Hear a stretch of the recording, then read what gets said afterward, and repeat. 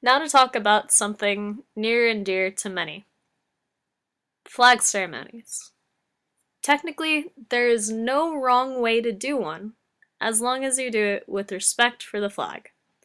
Saluting to the flag is normal. Everyone stands, and for a civilian, the correct salute is a right hand over the heart. For anyone in uniform, such as a military official or a scout, the formal salute is correct. Veterans and military personnel not in uniform may also do their formal military salute. If you're wearing a hat or a hood, take it off unless it's part of the uniform or a religious obligation. During the singing of the national anthem, face the music if there is no flag present, but you can always salute the flag on the moon if you wish. It is written in your rights as an American citizen that you do not have to say the Pledge of Allegiance if you don't feel particularly patriotic.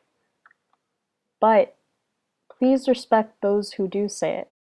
Remember this: there are men and women out there overseas fighting for our freedom and that flag. So if you do say the Pledge of Allegiance, say it with respect. Folding a flag is simple. Fold it in half, lengthwise, and again. From the side without the blue field, make a triangle. Follow the triangle's path. In the end, the flag should be a triangle with the stars on both sides. The ultimate honor for a well-loved flag that is now ripped, tattered, or damaged in any other way is being destroyed with dignity. The most common accepted method of destroying a flag is by burning it. BSA, GSUSA, the American Legion, and the US military are all common places to take a flag to retire it. Here is a retirement by part of Venture Crew 134.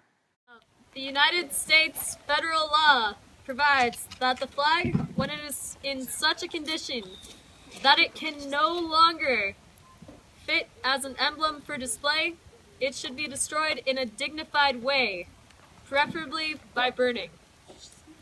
This flag has proudly flown over LAX for many years, the Los Angeles International Airport, but it is now beyond repair. So we shall place these pieces on the fire in a respectful and dignified manner. To begin this ceremony, those in uniform, please salute. Those not in uniform, please place your right hand over your heart and join me in the Pledge of Allegiance. Ready, begin. I pledge allegiance to the flag of the United States of America and to the republic for which it stands, one nation, under God, indivisible, with liberty and justice for all. 2. Each part of the flag represents something special, and as we retire this old flag, let us remember all that it has been through.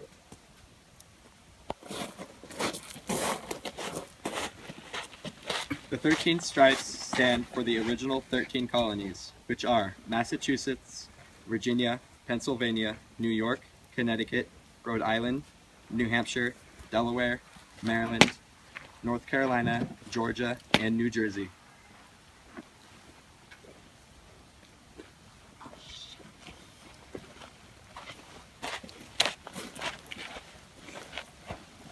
The second stripe, the white, stands for purity of heart.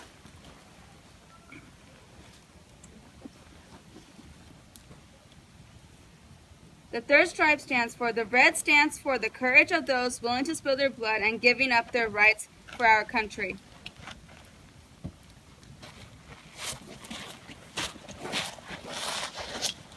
The fourth stripe, "Give me liberty or give me death," was Patrick Henry's rebel's cry.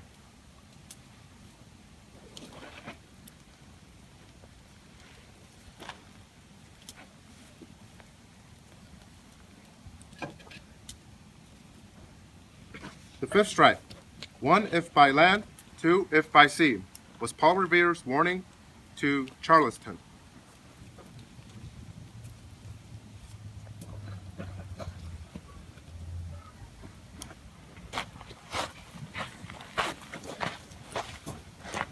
sixth stripe. We hold these truths to be self-evident, that all men are created equal. They are endowed by the Creator to be self-inalienable rights. Among these are life, liberty, and the pursuit of happiness. This is the first sentence in the Declaration of Independence. These are the very sentences that got us to stand up for ourselves.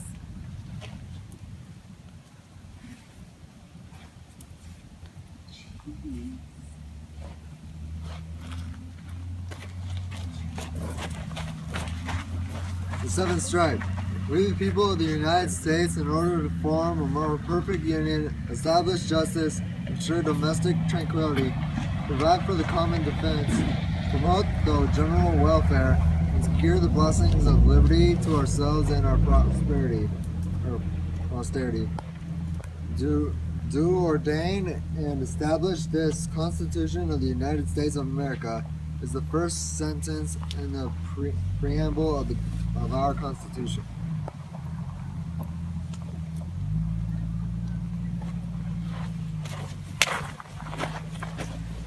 The eighth stripe.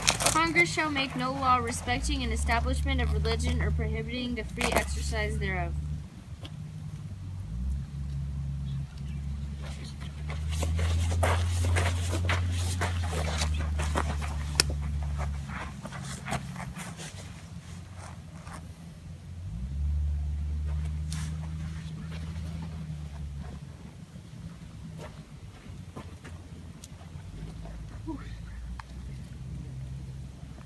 The ninth stripe. Congress shall make no law abridging the freedom of speech or press.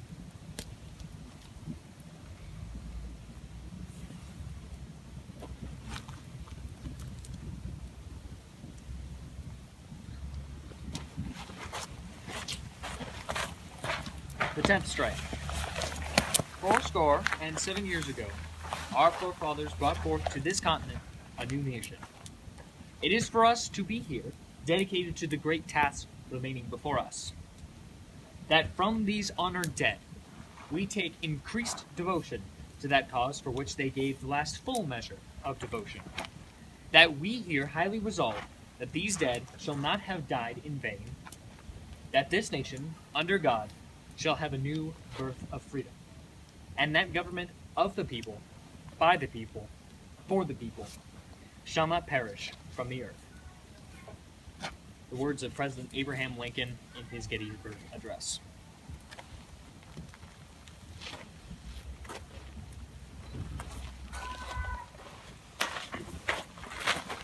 The 11th stripe. The right of citizens of the United States to vote shall not be denied or abridged by the United States or by any state on account of sex.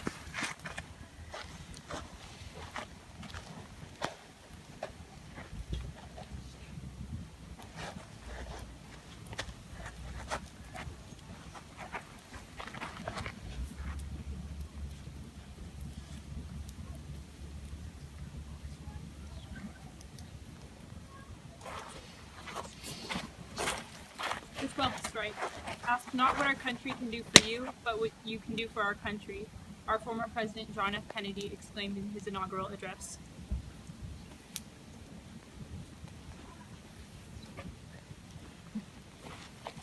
The 13th stripe. One small step for man, one giant leap for mankind, Neil Armstrong said as he became the first man on the moon.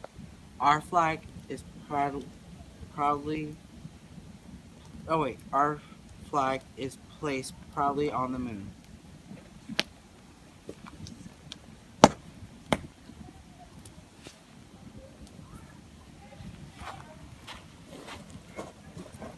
The blue field.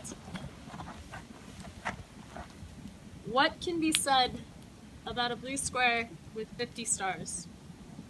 The blue is for the union of our states, and these stars are white for the purity of heart. This is the union of 50 states. This blue field is retired last in a position of honor. No more than that of the stripes, but honor nonetheless.